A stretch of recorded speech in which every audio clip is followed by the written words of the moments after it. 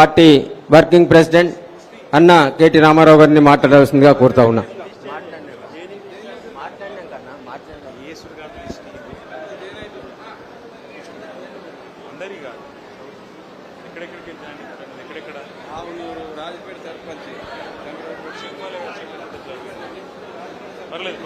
కూర్చో, మీరు కూర్చో. జై తెలంగాణ. మన్నించాలి, ఆలస్యంగా వచ్చినందుకు మన్నించండి.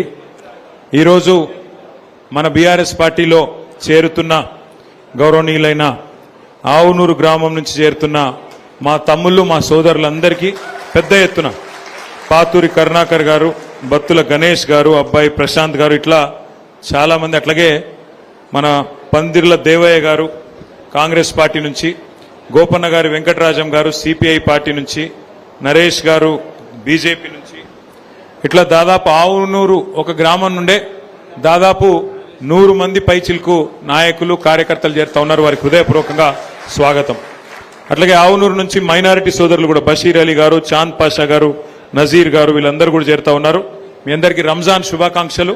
మీ అందరు కూడా స్వాగతం, సుస్వాగతం.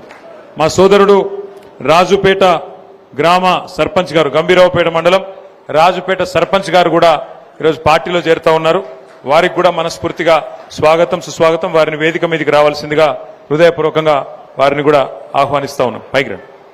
అట్లాగే రామలక్ష్మణులపల్లి గ్రామం నుంచి కూడా పెద్ద ఎత్తున మరి ఆ గ్రామ యూత్ ప్రెసిడెంట్ గారు, దానితో పాటు ఒక 50 మంది పిల్లలు, వారు కూడా జాయిన్ అవుతా ఉన్నారు. మరి వివిధ పార్టీల నుంచి వారికి కూడా స్వాగతం, సుస్వాగతం. మొత్తంగా ముస్తాబాద్ వడ్డెర సంఘం నుండి కూడా సోదరుడు ఒల్లెపు చందు గారు, అదేవిధంగా వారితో పాటు మండల వడ్డెర సంఘం నాయకులందరూ కూడా చేరుతా ఉన్నారు. వారికి కూడా హృదయపూర్వకంగా మా వడ్డెర సోదరులకు స్వాగతం, సుస్వాగతం తెలియజేస్తా ఉన్నాం. తెలుసు, ముస్తాబాద్ మండల వడ్డెర సంఘం అధ్యక్షుడు చందు గారు, వారితో పాటు వడ్డెర సంఘం సభ్యులు కూడా చేరుతున్నారు. వారికి కూడా స్వాగతం. ఇందిరమ్మ కాలనీ సర్పంచ్ గారు కూడా ఈరోజు పార్టీలో చేరుతా ఉన్నారు. వారికి కూడా హృదయపూర్వకంగా స్వాగతం, సుస్వాగతం. మరి ముఖ్యంగా కొంత ఆలస్యమైంది, మన్నించండి అని కోరుతూ, చాలామంది వీళ్ళని కూర్చోమంటావా అన్న, జర పక్కకడ జరుగును, జర్ర పక్కకడ జరుగును, కొద్దిగా పక్కకన్నా రండి. ఓకే, వాళ్ళు టీవీ వాళ్ళు చూపెట్టాలి కదా. అందరికీ నా హృదయపూర్వకమైన రిక్వెస్ట్ ఏమంటే,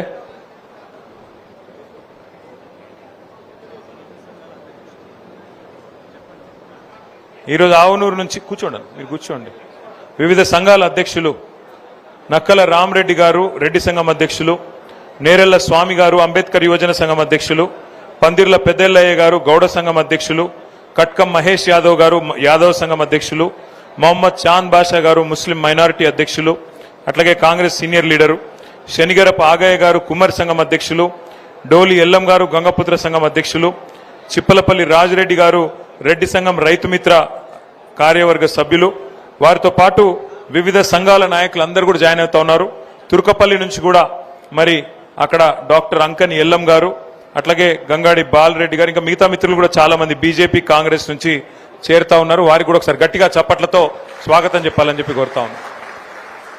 రాష్ట్రంలో రాజకీయ పరిస్థితులు నాకంటే బాగా మీకే తెలుసు. ఎందుకంటే ప్రజల మధ్యలో రోజు తిరుగుతున్నది మీరు, ప్రజల మాటలు రోజు వింటున్నది మీరు. రైతులు ఏమనుకుంటున్నారు, యువకులు ఏమనుకుంటున్నారు, మహిళలు ఏమనుకుంటున్నారు, వృద్ధులు ఏమనుకుంటున్నారు, నాకంటే బాగా మీకే తెలుసు. ఎందుకు అంటే ప్రతిరోజు తెల్లారు లేస్తే గ్రామాల్లో ఉండేది మీరు, తెల్లారు లేస్తే అందరితో కలివిడిగా తిరిగేది మీరు. ఇవాళ రాష్ట్రం అంతటా కూడా రైతులు అనుకుంటున్న మాట ఒకటే. మార్చి 9వ తారీఖు, ఈరోజు 9వ మార్చి, కేసీఆర్ ఉన్నప్పుడేమో రైతు బంధు బ్రహ్మాండంగా డిసెంబర్లో పడుతుండే, నాట్లేసే టైంకి పడుతుండే. కోతల టైంకి వచ్చింది, ఇంకొక 15 రోజులైతే కోతలు మొదలైతాయి. పడ్డదా రైతు బంధు? కేసీఆర్ గారు అందుకే చెప్పిండు, మోసపోతే గోసపడతాం, ఆలోచించుకోండి, జాగ్రత్త కొట్టేయండి అని చెప్పిండు. ఇలా రాష్ట్రం మొత్తం రైతులందరూ ఒకటే మాట అనుకుంటున్నారు, రైతు బంధు బంద్ అయింది, రైతు బంధు బంద్ పెట్టింది కాంగ్రెస్ ప్రభుత్వం. కానీ కొత్త పథకం తెచ్చిండు ముఖ్యమంత్రి రేవంత్ రెడ్డి గారు. కొత్త పథకం, బ్రహ్మాండమైన పథకం తెచ్చిండు. ఆ పథకం పేరేందో ఎరికేనా మీకు? రైతు బంధు లేదట, కానీ రాహుల్ బంధు ఉందట. రాహుల్ బంధు అంటే ఎరికేనా? సంవత్సరానికి 1000 కోట్లు రాహుల్ గాంధీకి ఇచ్చే రాహుల్ బంధు ఒక్కటి మాత్రం పక్కా ఉన్నది. రైతు బంధు మాత్రం లేదు. 3 సార్లు ఎగ్గొట్టిండు, ఒకసారి కాదు 2 సార్లు కాదు, ఇది 3వసారి రైతు బంధు ఎగ్గొట్టిండు ముఖ్యమంత్రి. రాహుల్ బంధు అనే పథకం పెట్టి ఆ రాహుల్ బంధు పథకం కింద ఆయన సీటు కాపాడుకునేందుకు గాంధీ కుటుంబానికి, రాహుల్ గాంధీకి పైసలు కమ్మి పడ్డాయట. అందుకే రాహుల్ గాంధీ గారికి సంవత్సరానికి 1000 కోట్లు ఇచ్చి పదవి కాపాడుకుంటాడట ముఖ్యమంత్రి గారు. ఆయనకు తెలుసు, ఇప్పుడు రైతులకు ఓట్లు వేయించుకున్నాడు, అబద్ధాలు చెప్పిండు, ఓట్లు వేయించుకున్నాడు. ఇక 5 ఏళ్ళు ఆ సీట్లో కూర్చోవాలంటే ఏం చేయాలి? మరి ఏం చేయాలంటే రాహుల్ గాంధీ గారికి సామంతరాజు లెక్క ఢిల్లీ గద్దెకు కప్పం కడతా ఉండాలి. మరి ఆ కప్పం కట్టాలంటే ఏం చేయాలి? పేదవాళ్ళ భూములు గుంజుకోవాలి. భూములు గుంజుకొని ఆ భూములు అర్రాసి పెట్టి పేదల ఇండ్లు గులగొట్టి, చూస్తున్నారు కదా ఎన్ని ఇండ్లు గులగొట్టిండో. మొన్న ఖమ్మంలో గులగొట్టిండు 1000 ఇండ్లు ఒకటే దగ్గర. 12 ఏళ్ల కిందట పైసా కూడబెట్టి గరీబోళ్ళు కట్టుకుంటే వాళ్లకు శత్రుదేశం మీదకి దండయాత్రకు పోయినట్టు 1000 మంది పోలీసోళ్ళు, 3000 మంది పోలీసోళ్ళు తెల్లారి 3 గొట్టంగా పోయి ఆ మొత్తం ఇండ్లను నేలమట్టం చేసి, ఒక బాంబు పడితే కదా ఎట్లయితే మొత్తం ఎక్కడికెక్కడ ఛిద్రమైపోతుందో, శిథిలమైపోతుందో, ఖమ్మం పక్కన ఉండే వెలుగుమట్ల అనే ప్రాంతంలో ఆ పరిస్థితుల్లో చిన్నాభిన్నం చేసి పేదల జీవితాల్ని రోడ్డున పాడేసింది కాంగ్రెస్ ప్రభుత్వం. ఒక ఖమ్మంలోనే కాదు, మహబూబ్ నగర్ పట్టణంలో అక్కడ మరి దివ్యాంగులు, వికలాంగులు పాపం వాళ్ళు పెద్ద ఎత్తున వాళ్ళందరూ కలిసి కాలు చక్కగా లేనోళ్ళు, చేయి చక్కగా లేనోళ్ళు, కళ్ళు కనబడనోళ్ళు, చెవులు వినబడనోళ్ళు అందరు కలిసి వాళ్ళు కొన్ని ఇండ్లు కట్టుకుంటే 150-200 ఇండ్లు కట్టుకుంటే వాటిని కూడా కొలగొట్టిండు రేవంత్ రెడ్డి గారు.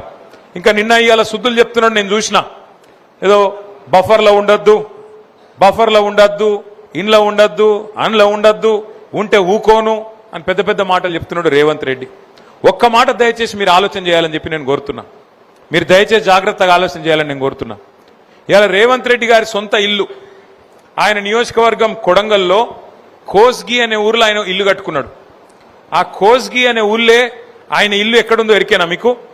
ఆయన ఇల్లు ఉన్నది రెడ్డికుంట అనే జాగాలు ఉన్నది. ఆ ఏరియా పేరే రెడ్డికుంట. ఆయన కట్టుకున్నది కూడా తాలాబులనే కట్టుకున్నాడు, చెరువులనే కట్టుకున్నాడు, చెరువు లోపలనే కట్టుకున్నాడు. కానీ అది ఊలగొట్టాడట, దాన్ని ఎవడు ముట్టద్దట. ఎందుకంటే ముఖ్యమంత్రి కదా, ముడితే ఊకుంటాడా? అధికారుల ఉద్యోగాలు ఊసిటైపోతాయి, అది ముట్టరట. ముఖ్యమంత్రి అన్న తిరుపతి రెడ్డి, ఆయన ఇల్లు దుర్గం చెరువు హైదరాబాద్లో, అది కూడా శిఖంలోనే ఉన్నది. కానీ దాన్ని ఎవడు ముట్టాడు. అది బఫర్ జోన్లు, శిఖంలు ఇవన్నీ గరీబోళ్ళకే తప్ప పెద్దోళ్ళకు ఉండయి. మంత్రి పొంగులేటి శ్రీనివాసరెడ్డి, ఆయనది కూడా శిఖంలోనే ఉన్నది, హుస్సేన్ సాగర్ మన ఉస్మాన్ సాగర్లా, దాన్ని ఎవడు ముట్టాడు. డాక్టర్ వివేక్ మంత్రి, ఆయనది కూడా అందులోనే ఉన్నది శిఖంలా, దాన్ని ఎవడు ముట్టాడు. పట్నం మహేందర్ రెడ్డి చెరువు మధ్యలో కట్టిండు గెస్ట్ హౌస్, దాన్ని ముట్టే దమ్మెవనికి లేదు.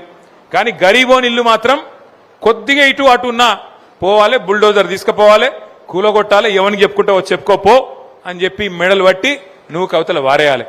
ఇందిరమ్మ రాజ్యం అంటే ఇండ్లు కూలగొట్టుడేనా? ఇందిరమ్మ రాజ్యం అంటే గరీబోని మెడలు పట్టి